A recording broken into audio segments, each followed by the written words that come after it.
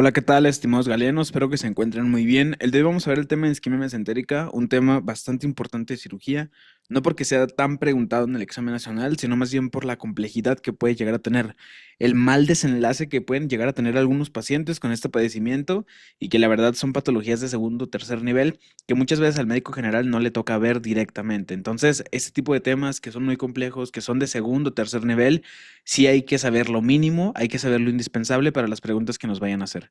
Entonces hay que aprender lo que es isquemia mesentérica bien para poder responder todas las preguntas en el ENAR que puedan llegar a venir acerca de este tema.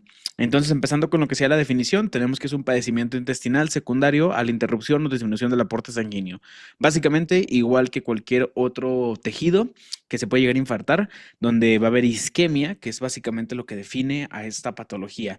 Como sabemos, la isquemia, pues es la interrupción o disminución del aporte sanguíneo, en este caso a nivel intestinal, pudiendo ser de manera segmentaria o de manera difusa, desde un cuadro leve o transitorio y tener afección parcial hasta muy grave, hasta ser un infarto total o un infarto transmural, donde pues todas las capas histológicas se ven afectadas y pues que esto comprometa todo lo que es el órgano. De hecho, uno de los tratamientos que vamos a ver más adelante, si esto llega a ser muy grave, es la resección colónica de los espacios con necrosis secundario a lo que fue el infarto. Entonces, una patología que puede ir desde muy, muy leve, una isquemia transitoria, se puede llamar así, hasta un infarto completo que termine con necrosis y una resección de ese pedazo.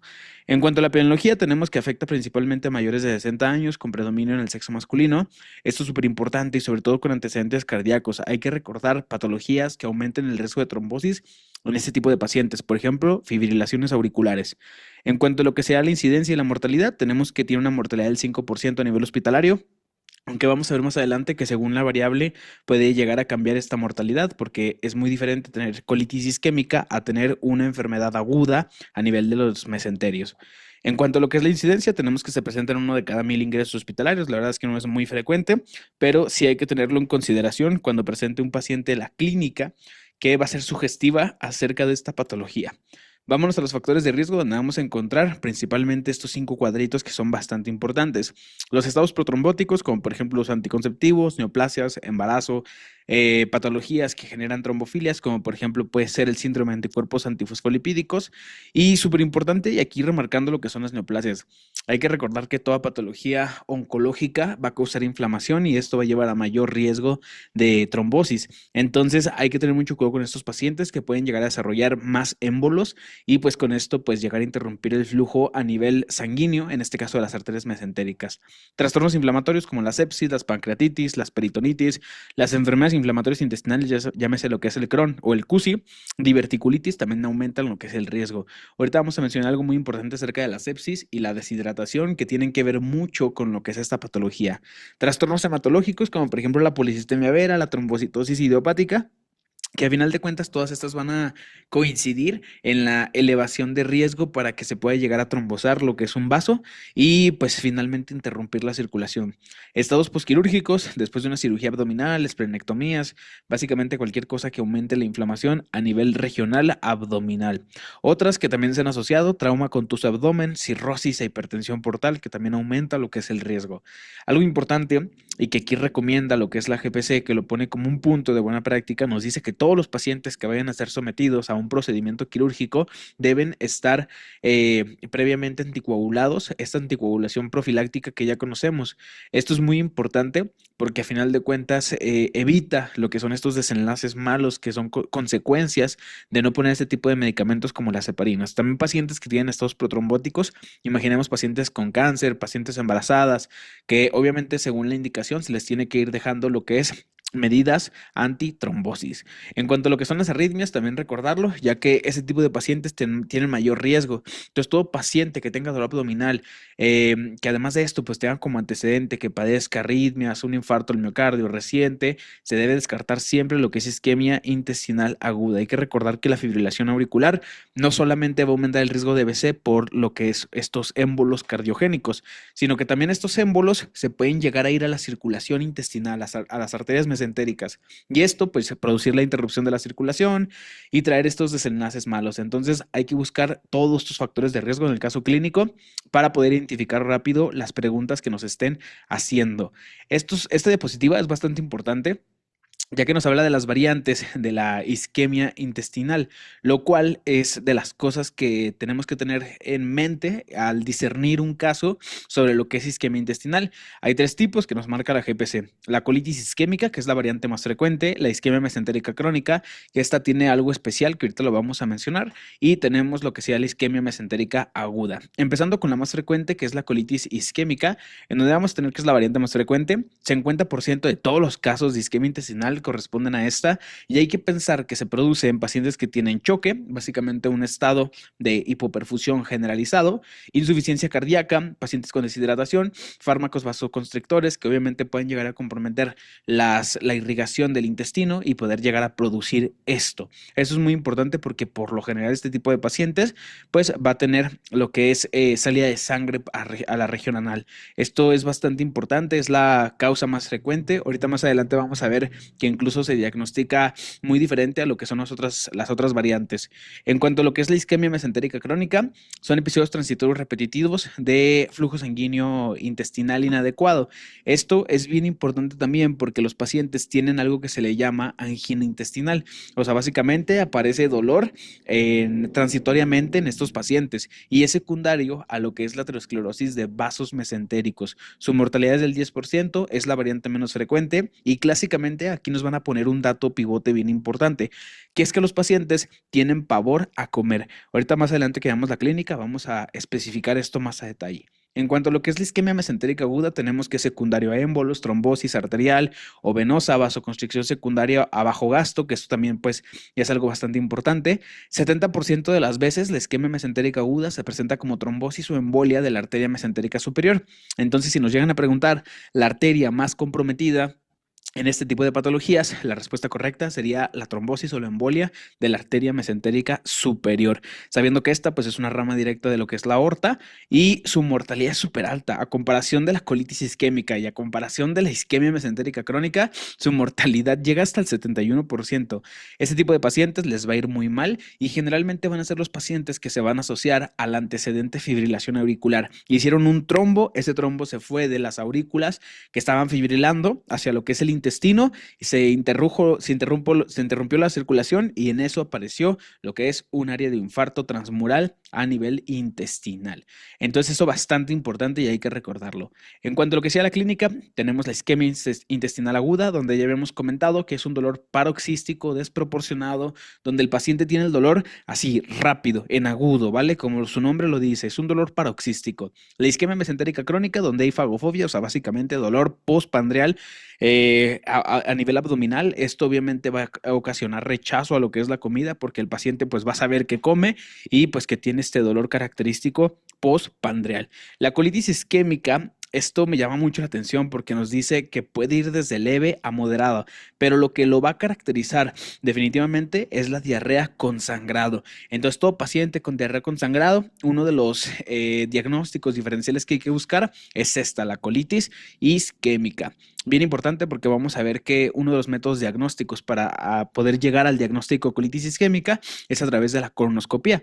Obviamente por toda la irritación, la inflamación que causa esto de manera crónica, y hay que recordar que es la variante más frecuente de esta patología. Eso es bien importante. Ahora, nos dice la GPC en esta evidencia que ante datos de irritación peritoneal hay que buscar todo esto porque puede ser sugestivo de perforación intestinal, en este caso perforación peritoneal.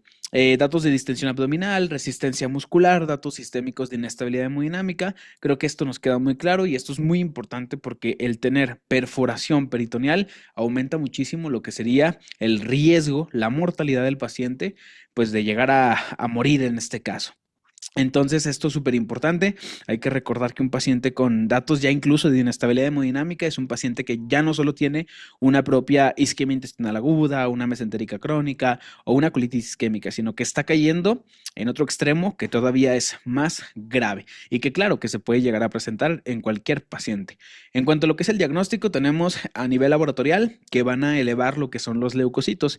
En este caso, el 75% de pacientes van a presentar leucocitosis con desviación a la izquierda, y más lo que sería elevación del dímero D.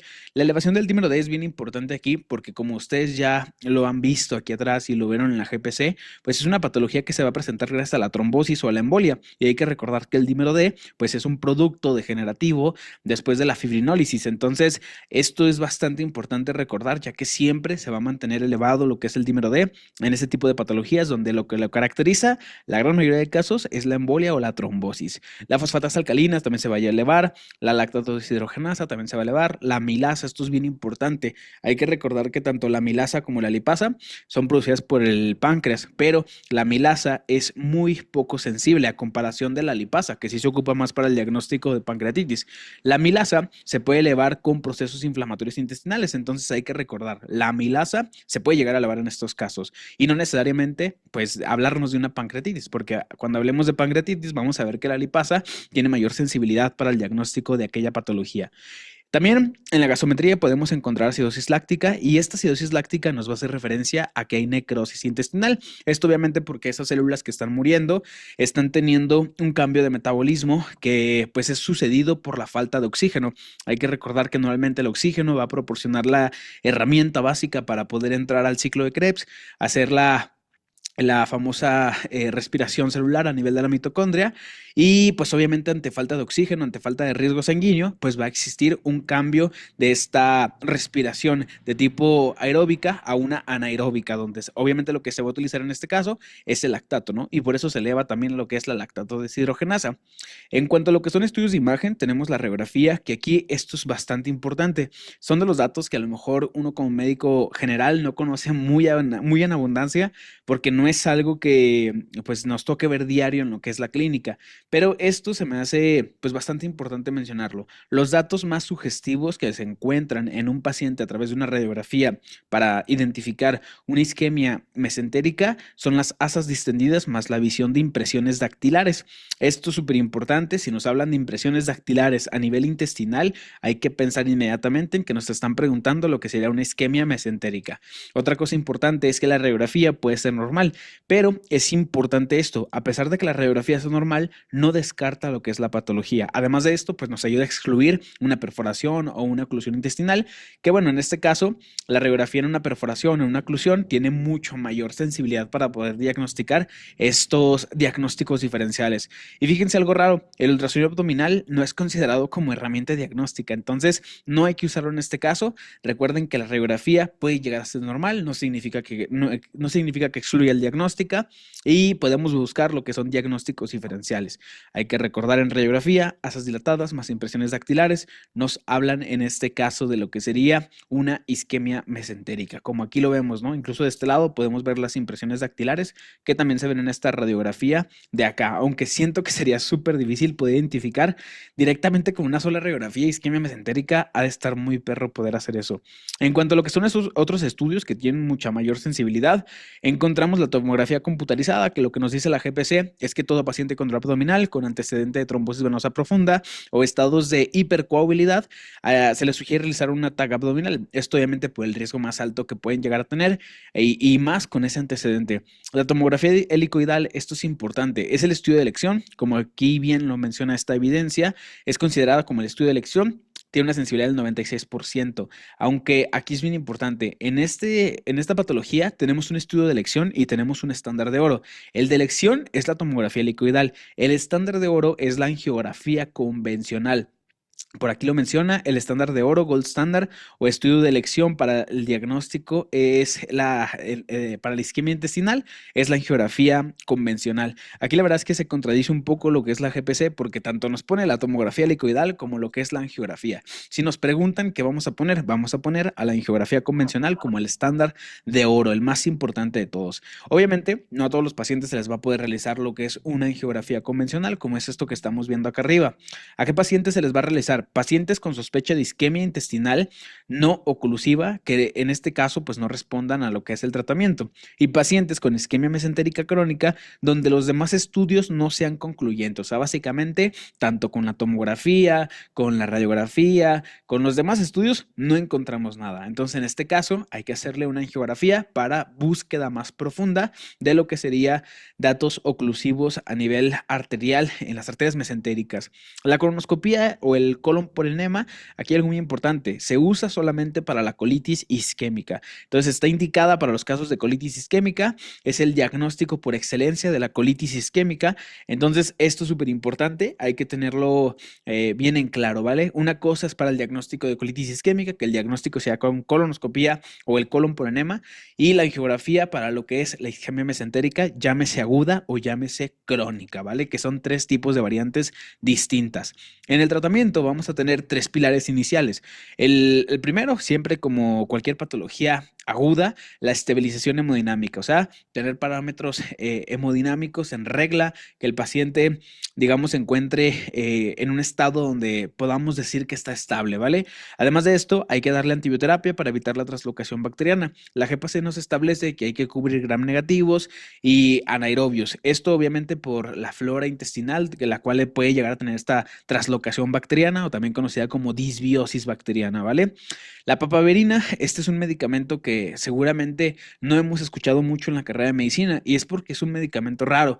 Este ayuda a lo que es el vasoespasmo intestinal, es un antiespasmódico intestinal que es bastante importante en esta patología. Ayuda a lo que es la corrección de este espasmo a nivel intestinal. Y bueno, aquí una vez estabilizando al paciente, dando su antibiótico, dándole lo que es la papaverina, vamos a usar lo que es la cirugía. En este caso, si se aprecian áreas extensas de tejido de dudosa variabilidad, o sea, básicamente que este tejido esté comprometido y se tiene que extirpar únicamente el tejido claramente necrótico. Esto obviamente pues para mejorar las condiciones del paciente. Evidentemente cuando el tejido pues ya murió porque llegó a un estado de necrosis, no sirve de nada que se tenga dentro lo que es ese tejido, al contrario, pierde función totalmente. Entonces hay que cortar, hay que quitar lo que es ese pedazo de lo que sería intestino. Y pues bueno, aquí dejo resumido todo básicamente lo que es el tratamiento según el tipo de patología. Por ejemplo, colitis isquémica puede iniciarse de modo conservador y si no responde, hay que lapear a ese paciente y hay que hacer una resección de segmento colónico afectado. Una isquemia mesentérica crónica, hay que hacer una cirugía de revascularización mediante bypass, trombosis venosa mesentérica, uso de parinas en bolo o en infusión, esto obviamente para los estados de hipercoagulabilidad, isquemia arterial no oclusiva, iniciar drogas vasodilatadoras, perfusión de lo que sería la papaverina, que es este medicamento vasoespástico que mejora lo que es el vasoespasmo, y hacer angiografía hasta tener una normal básicamente, ¿vale?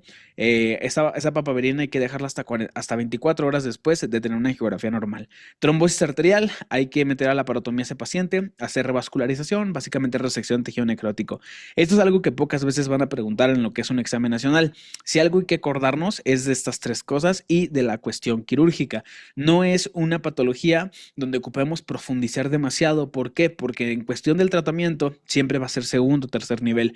Entonces, esto lo va a derivar siempre un especialista. Evidentemente, el médico general, su chamba es poder referirlo y no tiene mucho sentido que nos aprendamos a cada detalle, dosis de la papaverina, cuando en realidad es un medicamento que solo se va a usar en segundo o tercer nivel. Por acá vemos la papaverina y otra cosa interesante que también es bien importante, para la trombosis local también se puede usar lo que sería este fibrinolítico, que es la uroquinasa, y pues para la cuestión de la coagulación se usa lo que es la heparina, que esta ya la hemos mencionado anteriormente. Entonces les digo, es una patología de segundo nivel, tercero incluso, que muchas veces el médico general, pues aquí no va a tener tanta intervención. Este tema hay que saberlo, sí, pero a nivel medio, no es un tema de potencia tan alta, no comparado tanto como diabetes, hipertensión, que son temas que sí al médico general le toca saber de lleno. Entonces espero que les haya gustado mucho, que hayan disfrutado este tema y nada, les mando un abrazo a todos.